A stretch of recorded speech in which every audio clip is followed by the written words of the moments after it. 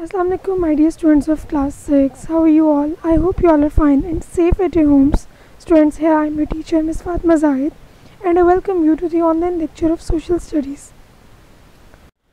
Okay, students, as you know that in the previous lecture, we have done the worksheet of chapter number 14. We have also completed the reading and explanation. So here in this class, we are going to do the question answers. We are going to finish this chapter. Okay. Question number 1. How do we get the information about a country's population? कि हम country की population के बारे में किस तरह से information को कलेक्ट करते हैं, इकट्ठा करते हैं.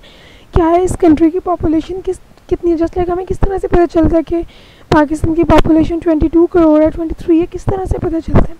स्टूडेंट्स, जब हमने इस चैप्टर की रीडिंग एंड एक्सप्लेनेशन की थी तो हमने ये पढ़ा था कि जस्ट लाइक कोई पूछता है कि जी स्कूल के इस क्लास की स्ट्रेंथ कितनी है, तो हमें किस तरह से, क्योंकि रिकॉर्ड्स होते हैं हमारे पास, सो इस तरह से हमें पता चलता है कि जी इस जगह की, इस क्लास की या इस इंस्टीट्यूट की स्ट्रेंथ इतनी है. इसी तरह से कंट्री की पॉपुलेशन को काउंट किस तरह से किया जाता है. बेसिकली गवर्नमेंट की तरफ से एक सर्वे किया जाता है हर 10 साल के बाद, जिसको हम कहते हैं सेंसस, यानी कि मरदमशुमारी. तो इस सर्वे में बेसिकली इंफॉर्मेशन कलेक्ट की जाती है कि हाँ जी, कि जी इस कंट्री में मेल मेंबर्स इतने हैं, फीमेल्स इतनी हैं, बच्चे इतने हैं, बुजुर्ग कितने हैं. सो ये कंप्लीट डिटेल गवर्नमेंट के पास जाती है, उससे पता चलता है कि जी हमारी पॉपुलेशन कितनी है. So how we will write, you will write, हम क्वेश्चन में से ही आंसर लेंगे. We get the information about a country's population through records kept and through census. Census mean counting of the people. आप अपने book से भी help ले सकते हैं, इंटरनेट से भी, या खुद से भी लिख सकते हैं. It is very easy. Okay.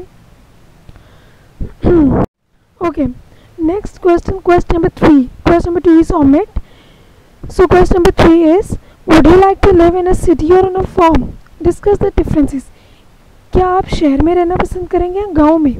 Discuss the difference. Student, ये बिल्कुल ये क्रिएटिव क्वेश्चन आपने खुद से लिखना है कि आप कहाँ पे रहना पसंद करेंगे. Just like you would start like this. I would like to live in a dash because, just like मैं कहती हूँ कि I would like to live in a city because there are better educational institutes, medical facilities, etc.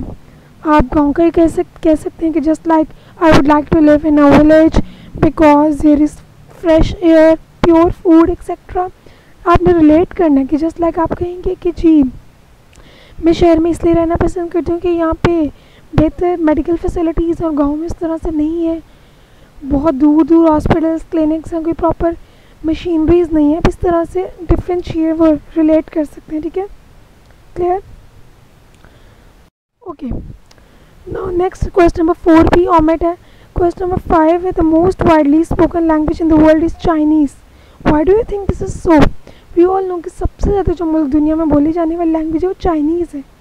वो कह रहे हैं कि why do you think this is so, ऐसा क्यों है, आपको क्या लगता है?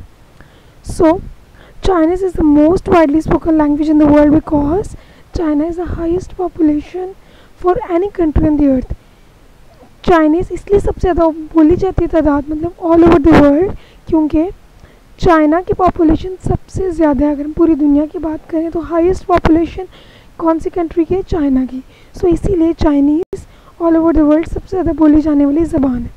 Here I have edit an image. So ये कुछ वर्ड्स हैं जो हम बोलते हैं, उनके चाइनीज़ में हेलो मीन्स नेहाओ, गुड बाय, ज़ेजान, इस तरह कुछ वर्ड्स हैं और इनकी चाइनीज़ में हम किस तरह से प्रोनाउंस करेंगे. ओके.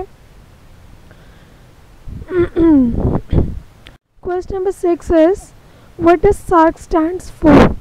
बेसिकली इस क्वेश्चन के दो पार्ट्स हैं. सार्क हमने पढ़ा था कि ऑर्गेनाइजेशन है जो कि साउथ एशियन कंट्रीज़ की है. तो कह रहे हैं कि what does SAARC stands for, यानी कि सार्क इस वर्ड की फुल फॉर्म क्या है? It's S stands for South Asian Association for Regional Cooperation. ये आपने fill in the blanks में भी किया है, पहले भी चैप्टर में हमने पढ़ा. So how we will write? You will write SAARC stands for South Asian Association for Regional Cooperation. आप इसी तरह सेंटर में करके मार्कर से इन्वर्टेड कॉमर्स में लिखेंगे. और इस क्वेश्चन का सेकेंड पार्ट ये है कि when and where did the last SAARC meeting take place? SAARC जो कि ऑर्गेनाइजेशन, वो कह रहे हैं कि लास्ट मीटिंग कब और कहाँ पे हुई थी. So the last SAARC meeting took place in Nepal in November 2014. Last meeting हमारी नवंबर 2014 में एक मेंबर कंट्री जो कि नेपाल है वहाँ पे हुई थी. क्लियर.